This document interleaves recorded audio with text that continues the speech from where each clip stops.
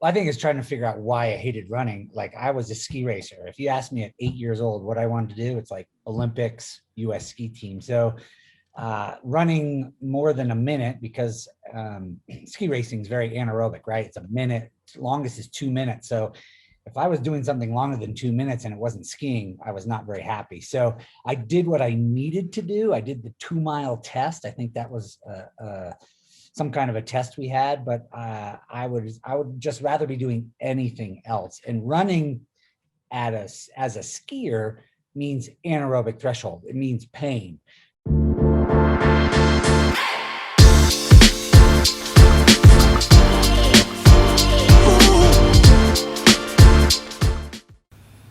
This episode of the Smart Athlete Podcast is brought to you by Solpre. If you're active at all, whether you're running or simply out walking for the day, you've probably experienced one of the number one problems that active people have, and that's chafing. Solpre's all-new, all-natural anti-chafe balm solves that problem while feeding your skin the vital nutrients it needs to be healthy. If you'd like to stop chafing once and for all and treat your body right, go to solpri.com to check out the anti-chafe balm today. That's SOLPRI.com. Welcome to the Smart Athlete Podcast. I'm your host, Jesse Funk. My guest today has probably the biggest laundry list of accomplishments of any of my guests so far, so I'm really glad to have him here. When he was a ski racer, he's a two-time Olympian. He's the first U.S. ski team, speed team person to ever win a bronze medal at the World Championship. Since retiring from ski racing, he won the inaugural Spartan Death Race back in 2007. He's done numerous ultras, including all those 100-milers, triathlons of varying distances, all kinds of stuff. But what he's doing now is really cool, and he created an organization called ELITEAM, where he teaches young athletes the importance of becoming a complete athlete, something we're definitely going to talk about. If you want to see him other places besides here, you can see him on NBC. He's a skiing analyst. He's also an Olympic announcer. Welcome to the show, Doug Lewis. Thank you for having me. I am a fan of your podcast, and I've spent many miles running to your voice. Well, I appreciate it. It's good to know. It's good to know somebody's listening. I mean, I could see the view count or the listen count depending on whether you're on the YouTube version or you're on iTunes, SoundCloud, whatever various audio platform. But it's not often that I actually get to meet somebody that's been listening to all the interesting conversations I've been having. So I appreciate you spending the hours with me. It's good. All of a sudden, I've got 9 miles in, so it works. Yeah. Well, for the longest time, I've been really a kind of party pooper for listening to anything while you go run. But that's also comes with the caveat that I haven't ventured to the ultra distance. So I can see how at some point you might want some kind of like external stimulation. For sure. I listen to a very eclectic music mix as well, somewhat embarrassing. And then I mix it up. And of course, I'm out there just listening to nature as well. But yeah, so I'm 15 weeks out of my next ultra 100. So I'm in May is miles for me. So, there's 9 to 20 miles a day. I got to listen to something. Yeah. So, I mean, is there one song that comes on, you're like, that's my jam? Or are you going Britney Spears to Tool to Michael Jackson? Is it that wide or what are we talking about? It's everything. I got Bruce Springsteen, okay, and I got something, I don't even know if it's right. It's like Da Baby or something. So it's all in between. I left behind. Well, I'm sure my iPod is here somewhere. I have an iPod Shuffle from like back in high school, and that's the last time I had an iPod. And it's got such a random mix. It's got like, music that one of my friends in high school was making. It's got like Michael Jackson, as I mentioned. I don't actually have any Britney Spears, but I'm sure I did have Tool. And then we go like classical music. It's like, whose iPod is this? And what's going on in their head? So I always wonder what other people are listening to. For sure. So that kind of begs the question, since we're already here, you leave behind skiing, you get into ultras. I think when I listened to the episode on the Executive Athlete podcast you did with Kim Lubin, um, that you'd mentioned you hated running when you were younger. So, I mean, it's the complete opposite of hating running, unless you're just the biggest masochist that I've ever met. So, I mean, how do you find some kind of love or joy in running when you came from a place of disdain to start with? I think it's trying to figure out why I hated running. Like I was a ski racer. If you asked me at 8 years old what I wanted to do, it's like Olympics, US ski team. So running more than a minute because ski racing is very anaerobic, right? It's a minute, longest is 2 minutes. So if I was doing something longer than 2 minutes and it wasn't skiing, I was not very happy. So I did what I needed to do. I did the 2 mile test. I think that was some kind of a test we had, but I would just rather be doing anything else. And running as a skier means anaerobic threshold. It means pain. So I'm not skiing and I'm in pain. So that's how my relationship was running until I was 25, 26 when I retired. The reason I got into ultra running now is number one, my body can still handle it, which is amazing being a ski racer. But two, it's just all mental. I love going to dark places and seeing if I can get out. I love pushing my limits to see if I can do 100 miles and just that's what I'm about is pushing limits. And that happens to be ultra running right now. It'll be something else in a couple of years, I'm sure. I always feel like it's a love-hate relationship. And, I don't know all the episodes you've listened to, but I know I've spoken to some people about this time when I raced 70.3 Santa Cruz and I did not get enough fuel. The day almost didn't happen is the long story short. I had a tire that the bike team had to switch out so my fuel got all screwed up. And throughout the run, like I was having like the black tunnel coming in. I mean, I had like guys your age and older passing me on the run, and the run is my specialty, just struggling to get to the end. And it's like, I had to go to the medical tent. And that's the first time I've ever had to go to the medical tent. No, that's not the first time, but it was probably the worst time.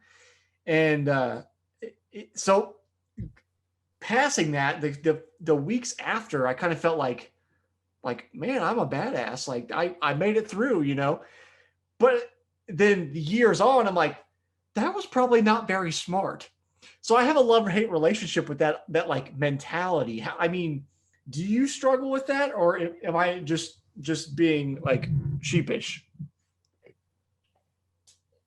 I think it has to do with being a risk taker, right? A lot of people think I'm a downhill skier. Fastest I've ever skied is 97 miles an hour.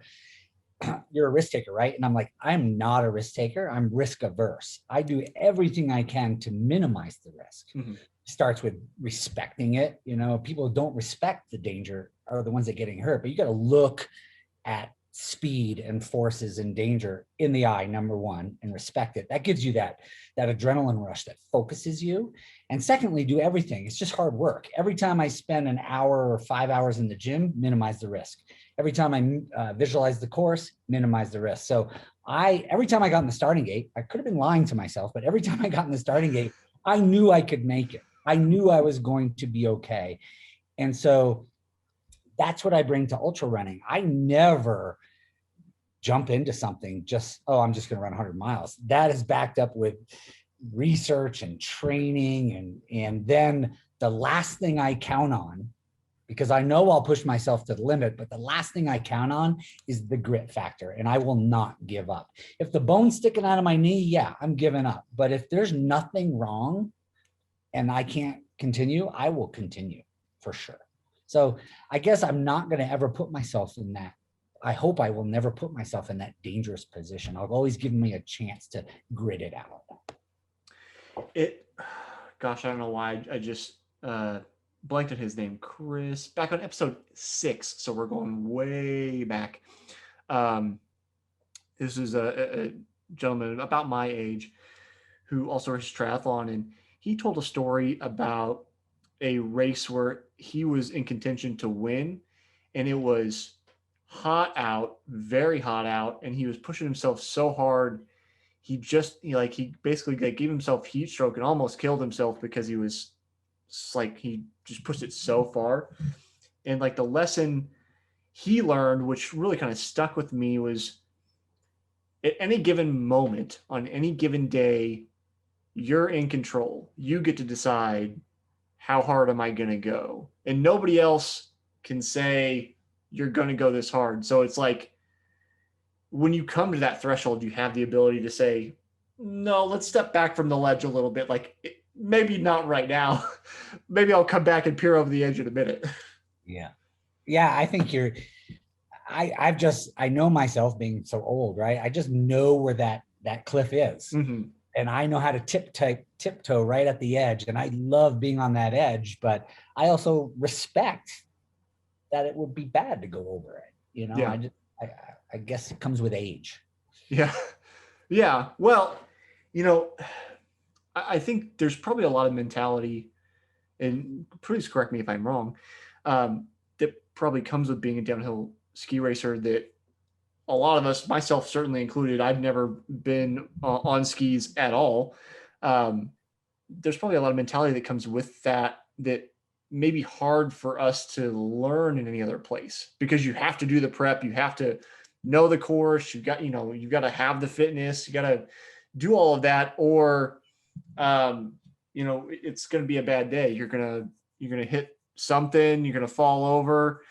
And as you said, the people that don't respect it, they just go, whatever. Like that's who ends up getting hurt. So how do you start that? And maybe this comes into ELITEAM with, training young athletes. Like, suppose I'm an 8-year-old and I say, Doug, I really want to go fast down that hill. Like, how do you get me down the hill and not have me crash into a barrier or, anything dangerous? I think it has a confidence. It has to do with confidence. So at ELITEAM, you said it, we teach complete athletes. If you look at me, I'm 5'8".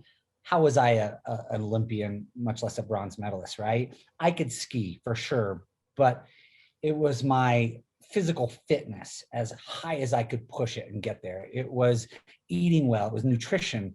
And then the big one of these three is sports psychology. I was in that starting gate, confident, calm, focused, ready to risk. All that mental side is what made me a champion. And going back to ELITEAM, I'm trying to teach those kids, plant those seeds that confidence is a skill, visualization is a skill, relaxation is a skill. You're not born with it, right? And it's just as important as the technique of a pole plant, or pick your sport, pick your skill, kicking. So the key to that confidence, which underlies it all, is to build confidence in kids, is to learn how to challenge them just outside their comfort zone. You need to find, as a coach, that individual level and challenge that kid. Give them that goal that's just outside, not too far, because if the goal is way unrealistic, they're not going to do it. And it can't be too easy. That's what usually happens in this day and age, right? It has to be just far enough so they have to jump off that cliff, and in a safe environment, right? So if they fall or crash or whatever, they're not going to get hurt. They're just going to learn. So it's an amazing feeling, though, when you find that challenge that's perfect for that kid, and they fail, and then the 7th time they get it, oh my God, you've just changed that kid's life. You've given them confidence. And then every confidence is a brick, and you start building that wall. So it's tough as a coach to find that skill to challenge the kids right. One thing I wonder about is, you mentioned that, all of these techniques, the mental discipline, the mental psychology are teachable skills or learnable skills. And I find that is often the case for many things, that, but it also seems pervasive that maybe it's the US culture, at least that's, where I live and exist, that people almost take it as like, oh, they look at Doug and they're like, oh, well, Doug's talented, that's why he was an Olympian. And it's like, okay, there's going to be some talent, but there's so much you still have to learn if you didn't put in the time. So I wonder, the prelude to my question here is, do you ever have to convince parents that these skills are teachable, or that, they can be taught, versus getting pushback like, well, like little Jimmy's just not ready for that. Like they're not, capable. Do you have to deal with any of that?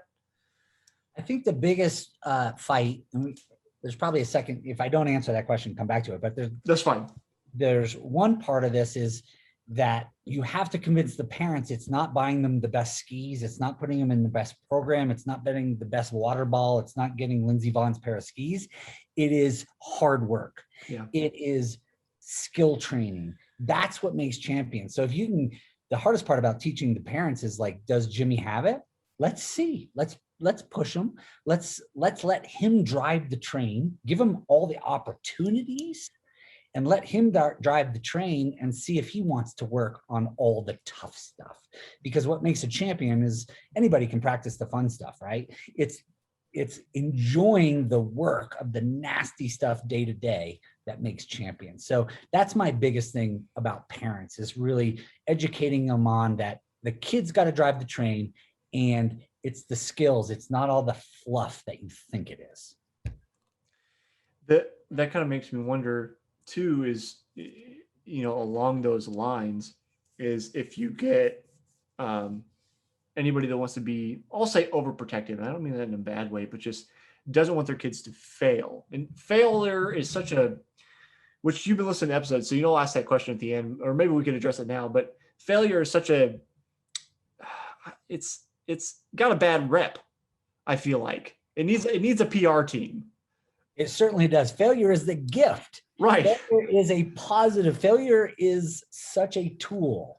And you ask a lot of these questions. I listen to you, like, everybody, the winning part, I don't really care about. I want to know when you suffered. I want to know when you failed.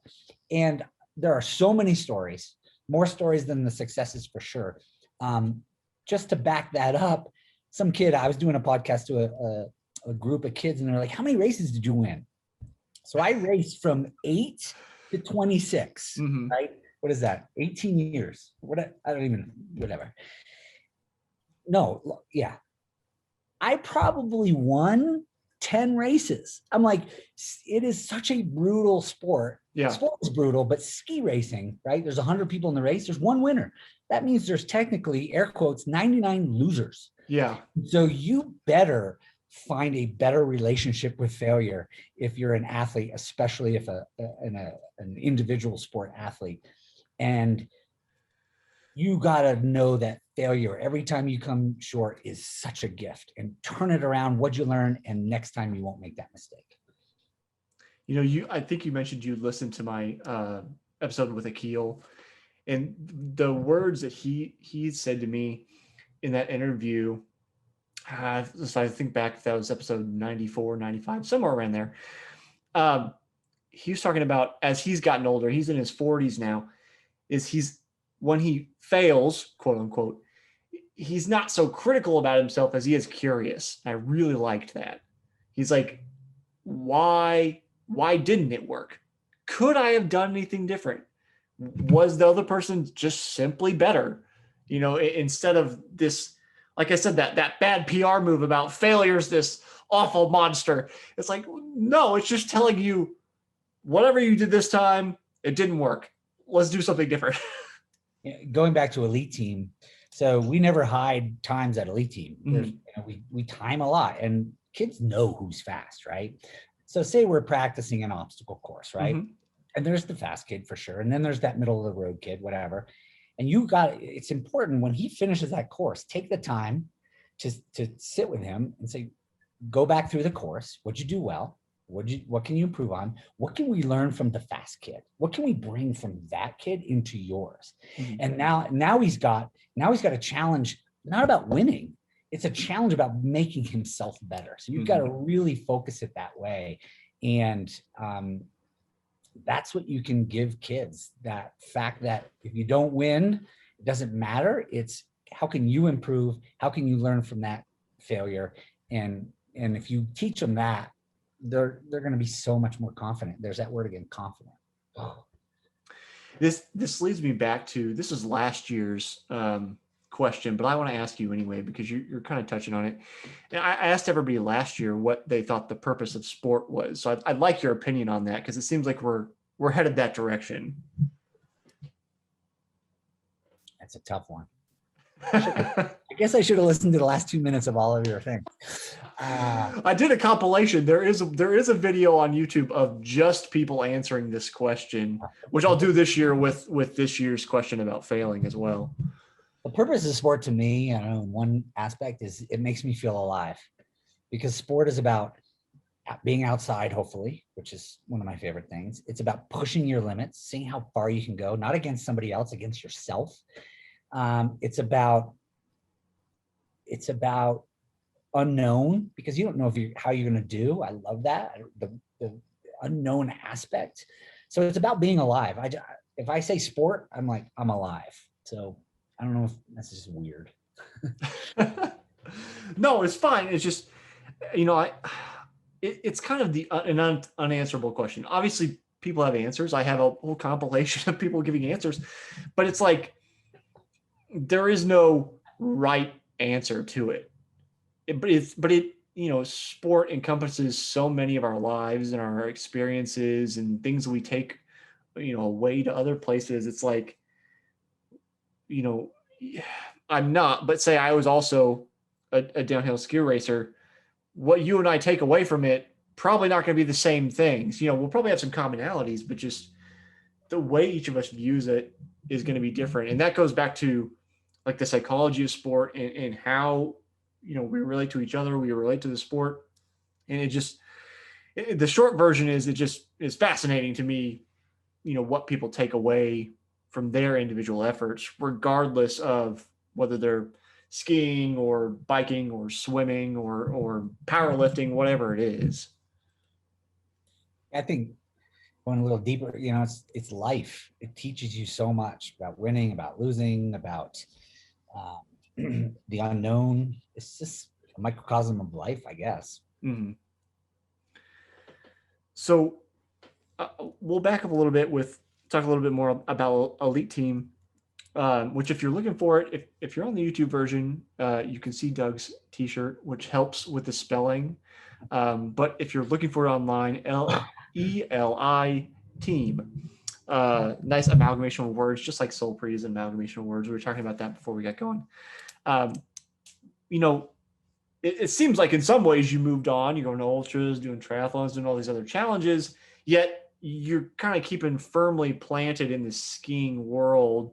Is that the whole idea where, all right, Doug's retired, but I still want to, keep one foot in this room? Is that the whole point of it, or what was the inspiration?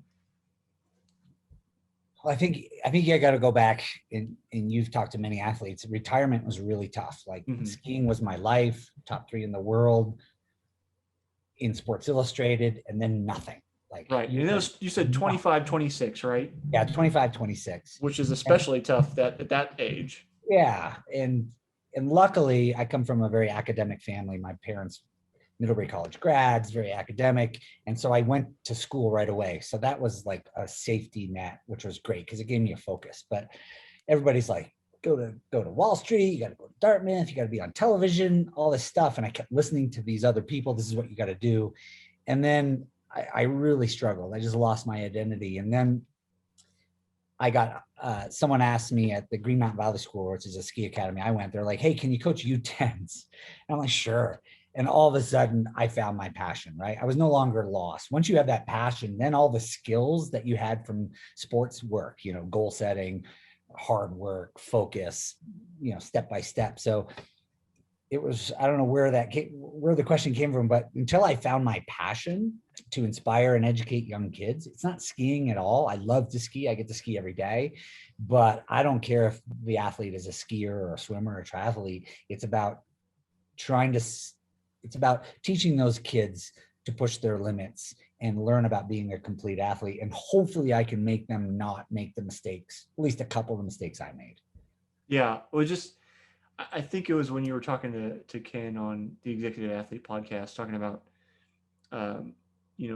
I think Ken mentioned like 90% of NFL players are multi-sport athletes, and you're talking about learning different skills and learning different skills of elite team, the different drills you do and the drills you don't have names for, and all that kind of stuff. It reminded me of when I was talking to Kim Vandenberg, who's Olympic swimmer, and she coaches kids, and they are much like she was, just hyper focused on, I want to be a great swimmer and I just want to swim and that's all I want to do.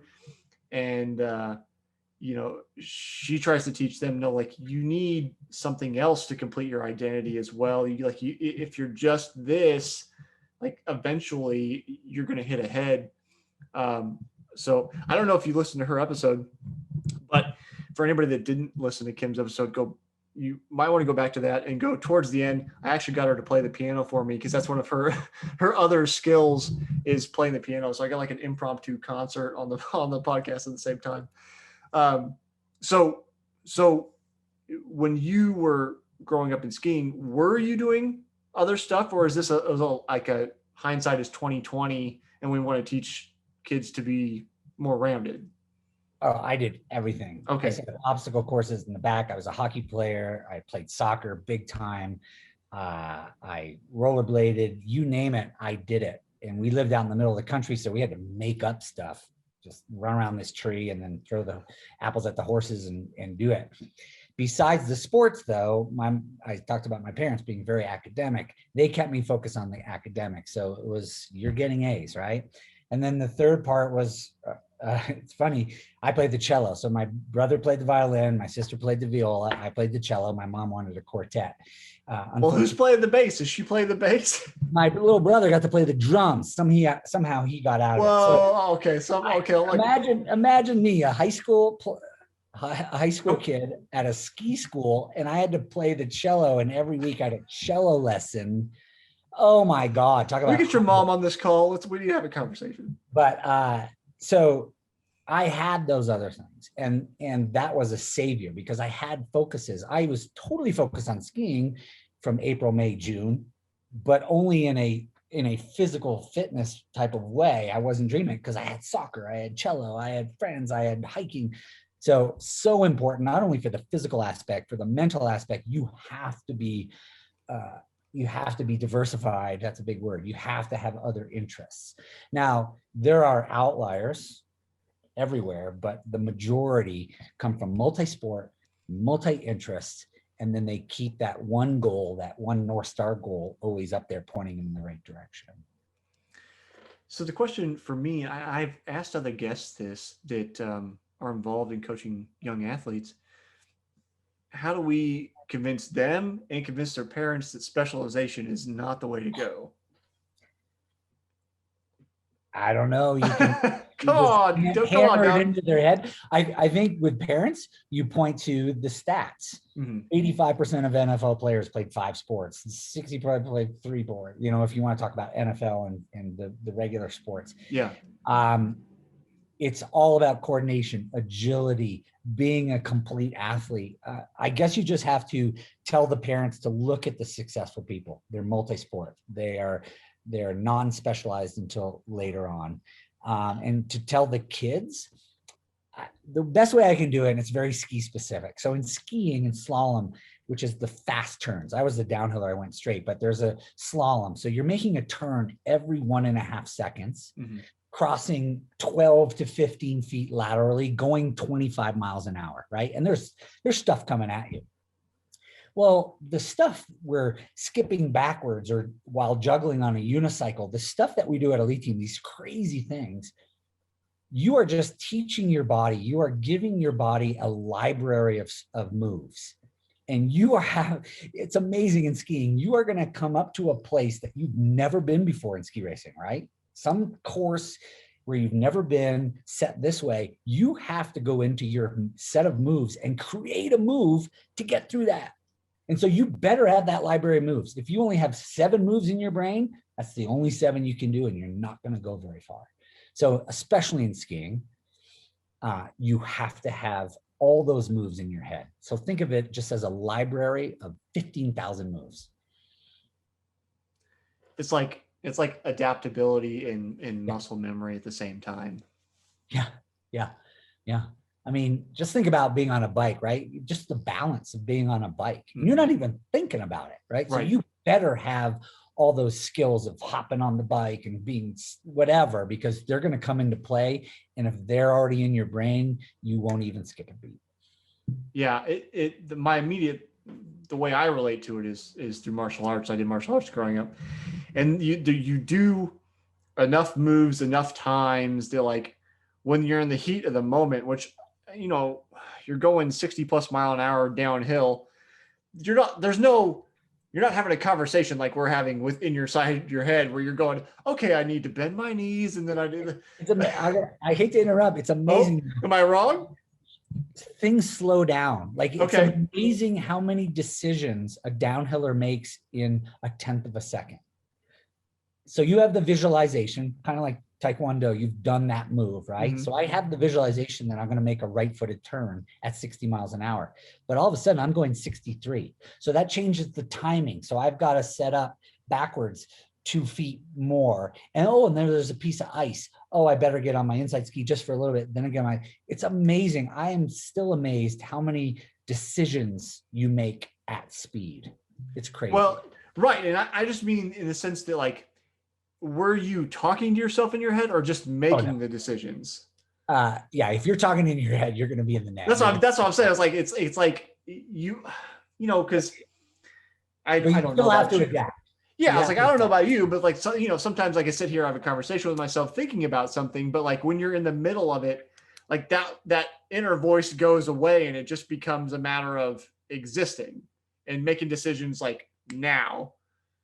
Yeah, I guess that's just practice, putting yourself in those safe but crazy situations, and your body just reacts. It's amazing. That's why I'm such a fan of ski racing and cover it for NBC. I'm just amazed at what they do on 2x4s going 80 miles an hour.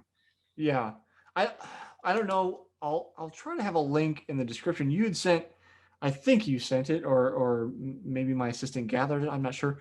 A video of you. I think it's from 2002, and you're like narrating while you're skiing, and it's this point of view video, which, so check in the description to check that out. But Doug's like going downhill and narrating the run while he's doing it, and you can basically, you know, get a third person point of view as if you're you know, playing a video game and Doug is the character. And as I'm watching this and you're narrating what's going on, I was like, I was then narrating it to my wife, who was sitting next to me. And I was like, oh, there's a jump coming up. And she looked away for a second and then kept watching. She's like, where's the jump? I was like, it's here and gone. Like, it's not. But I was amazed at you doing the run and having the breath to narrate it at the same time. Yeah, it was tough. I practiced it. That was the first ever NBC job I had. They're like, can you carry the camera? And this is before GoPros. Yeah. This was like a 30-pound camera on my back. Carry it down and talk the entire time. Talking was only tough because you're usually, basically I was saying what was in my mind. Yeah. So that's what's going in your mind. What's coming up? How fast am I going? Where am I? Oh, I'm super low, whatever. It's fast. But yeah, if you just go Doug Lewis and Google Grizzly, because Grizzly was the name of the downhill, Doug Lewis Grizzly on YouTube, and buckle up, put your helmet on. It's crazy. It was a good perspective, especially, like I said, for somebody like me. I live in Kansas City. I've never been on any kind of slope aside from like a tiny little mound where, you know, maybe I'm taking a sled down. So just having that perspective, because I mean, I've watched the Winter Olympics. I've watched downhill. You know, it always looks much easier on TV than it actually is. So it's nice to get that perspective. So you should definitely, as a listener, check that out after we get done with this episode, to have a little bit better appreciation for, you know, the kind of speed that those men and women go through. Yeah, Doug's face says it all. Yeah, I you know, for the 3 years after I retired, I was like, I could still do this. Now, as a broadcaster and a fan, I'm amazed the level of all sports, but especially in ski racing, because they are basically carving on a millimeter worth of edge on a vertical ice rink and going that fast. I'm blown away. So I can imagine what non-skiers are like. And is it like many things? Has it gotten faster and faster? I mean, you mentioned going 97 miles an hour earlier. I was going to give you a hard time for not getting to 100. It's nice three figures there, but yeah, says me who's never been on skis before. But I mean, has the speed picked up as well? Is people going significantly faster now compared to when you were racing? Yes, definitely everything's gone faster. So if I, for example, when I won my bronze medal, I was at 2 minutes and 6 seconds to travel the 2 miles, 3,000 vertical feet down, 2 miles down, took about 2:06. Bodie Miller won the gold medal 20 years later, and he was a 1:56, 10 seconds faster over the same thing. And it's for sure Bodie and the new skiers, but equipment changed the sport. Just like big-headed racket or carbon wheels in biking, ski technology changed the sport. So when I raced, a guy as small as me could do it because it was very technical. I was strong, but it was very technical. Now, because of the skis, they can carve a tighter radius, which means more force per second. You have to be powerful. You have to weigh 200 pounds. It is such a different sport now. So if you were young Doug right now, could you put on the weight? I don't know. There's very few people my age. Andrew Weibrecht, who just retired, he had a couple Olympic medals. He was my height. Didier Couche was my height. But I would have to really, the biggest I ever weighed was 185 on a 5'8". I would have to at least be 185, try to get to 200 to be a downhiller, just to handle the forces. You look at these skiers now, from their shoulders to their hips is straight. It is core. They are just core. Amazing.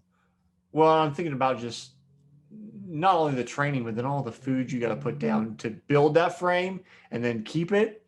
Like, one of the things that, and maybe your experience is different, but one of the things that I always found difficult and that people didn't seem to understand because it always seemed like they were envious, was that you have to eat so much that eating becomes a chore. It's not always an enjoyable activity anymore. So that's, we're talking about trying to get to 200. I'm thinking about myself. I'm 5'10", and like the most I've ever weighed is like 174, and which is not great for a runner. But even thinking about that and trying to put on another 25 pounds, I'm like, of solid muscle, I don't have to eat so much food. It would be cumbersome.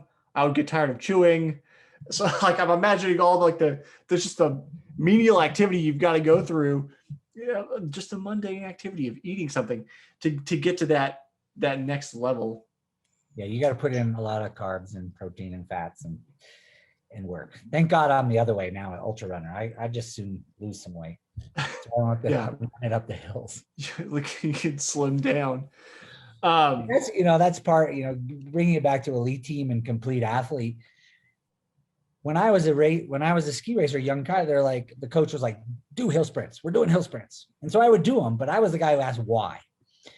And as soon as I figured out that, I'd have more power, quickness, and strength, which then translates into a tighter turn, faster downhill skier, I was like, I'm doing it. As soon as I knew the why wouldn't you do those tough workouts? So that's one thing I do to the athletes at ELITEAM. We tell them the why. Why are we doing some aerobic work? We're anaerobic ski racers, right? You got to train all day. You have to build your capacity. So every run of anaerobic that day is going to be more beneficial. So it's really teaching these whys to these kids. And as soon as they know why, of course they're going to do it, instead of just yelling at them. Yeah. Well, I think there's probably a contingent that maybe for a while is like, well, Doug Lewis says to do it, so I'll do it. But then, eventually I'm sure you run into somebody who's like, who's Doug Lewis? Which isn't to be disparaging to you in the least, but just knowing that like it's a big world and not everybody knows who everybody is. So then at that point, you have to get them on board. So that I think that's a great way to get people on board. And then they know both the reason why and the technicalities and how it all plays together, instead of just like, well, Doug said jump, so I jumped, and I'm not sure why we're doing this, but now we're doing burpees and on a unicycle backwards with juggling. And is that a real activity, by the way, or did you make that up? I made that one up. I just learned how to unicycle finally last year in the pandemic because I had nothing to do. But we do some crazy stuff for sure. But the kids don't know who Doug Lewis is. My medal is rusty, right? I am the crazy inspirer, not Doug Lewis, the ski eraser. And kids respond. Kids respond. They want to know. They want to be pushed, and they want to know the reason why. It's one of the things that I've kind of found interesting. I had the fortune of kind of being mentored a little bit by a lady who's a Olympic triathlete, former pro. And when I started racing, it was like 2011, 2012, when I was getting out of college.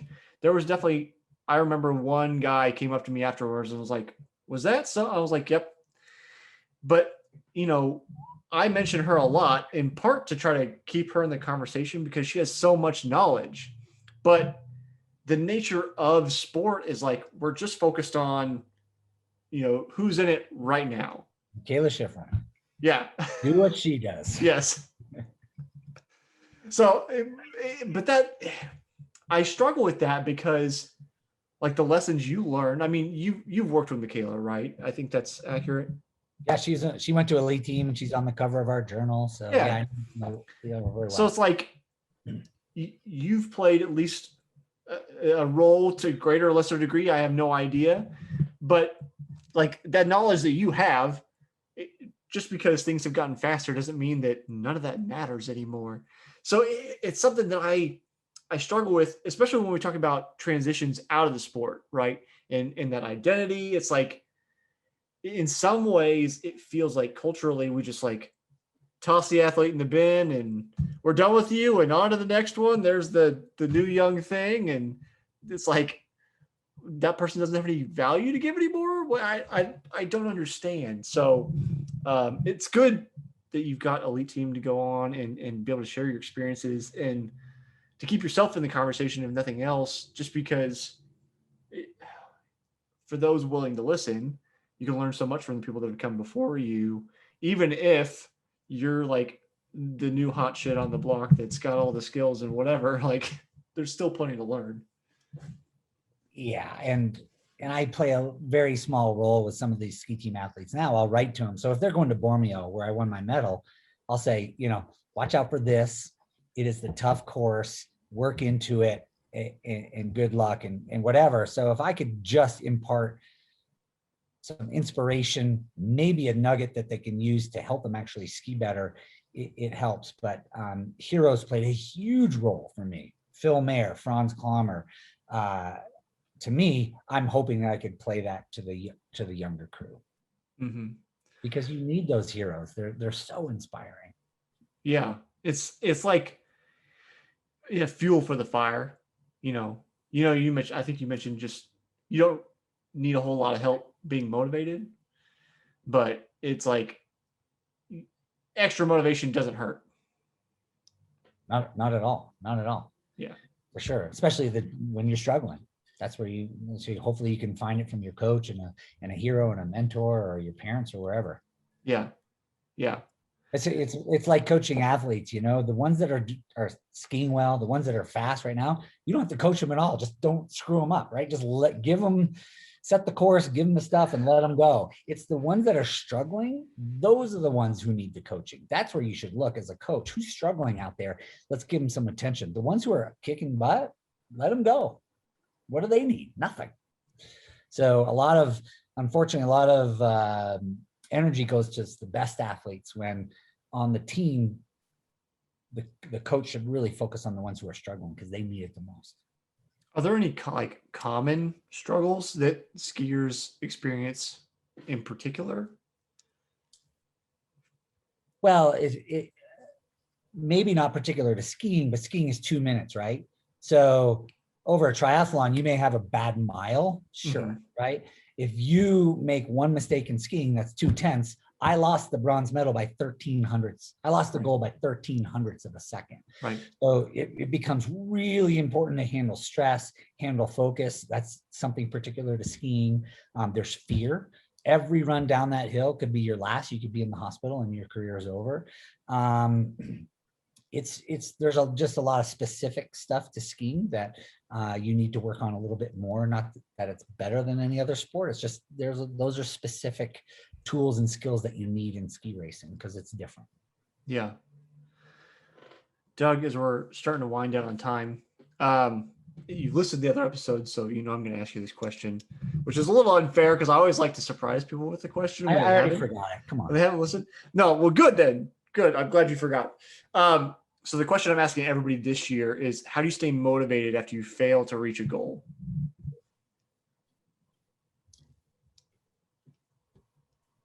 I think the goal is the motivation. So I don't recognize the fail. We talked about it earlier. The failure is just a learning tool.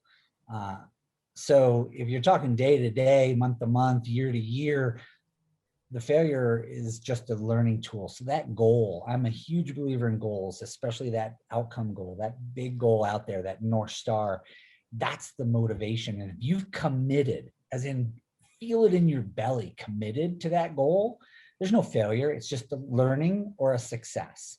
And so to me, those goals that I've committed to are the only motivation I need. And failure is just a stepping stone.